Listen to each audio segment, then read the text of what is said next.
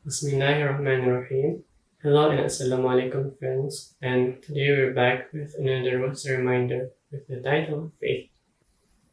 Uncertainties, not knowing or not grasping fully what the future holds, in particular when the actions we're currently dealing with can lead to different pathways, depending on what we'll achieve, and our actions now have a heavy weight on them, and we can only be so calm if we know we can handle the things that life is through.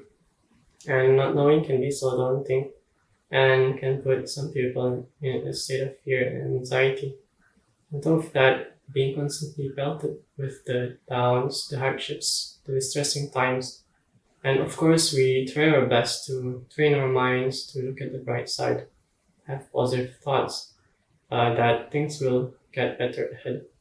But we are also used to only focusing on the present, and it wouldn't help much sometimes when the present is causing us some strains on ourselves and we live in the present. There's this hadith where the Prophet ﷺ interacts with a child, a Sahaba whose name is Abu Umair, who is the brother of Anas bin Malik, the child of Abu Talha and Sulaim, whom the Prophet often visited their house. And one day when visiting, he noticed that Abu Umair was in a state of sadness. He was not being his usual self. And what the Prophet usually did when visiting a place, he would see how everyone was doing, even the young ones. And if he realized that something is wrong, that a person is in hardship, he would inquire or ask someone else instead of asking the person directly. And in this hadith, what the Prophet did was he asked someone else, and with the information he gathered, he then approached Abu Umair with gentleness and asked him, Ya Abu Umair, what did the Nukhair, the little bird, do? Not what did you do to the bird, almost calming him, showing him that it's not his fault. And here the Prophet didn't treat it as trivial, nor did he dismiss it. And even though he was busy with the Ummah.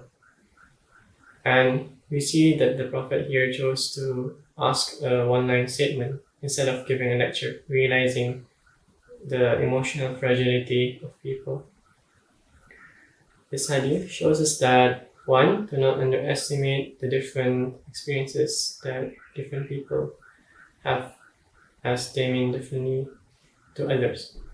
And two, it's normal for us to feel sad, to grieve, to feel down when experiencing the hardships in life, and that it doesn't necessarily mean that people have low iman because they feel the way they feel. And when talking about hardships, we often hear this famous verse. Allah says in the Quran, Bismillahirrahmanirrahim, La yukallifullahu nafsan illa wus'aha. Sadaqallahu azim. Allah burdens not a person beyond his scope. This ayah we hear often, and it reminds us that the trials and tribulations, the sadness we're going through, they've already been decreed by God, our Creator, who is the All-Knowing. And this is relieving and calming for the believer, as they say to themselves, even though I don't really like the state of which I am in, I know that God has promised that it would not overburden me, and for as hard as the time it is, it will surely go away. And God knows that different people have different capacities to handle hardship differently. And even though things can be hard, let's hold on and let's have faith.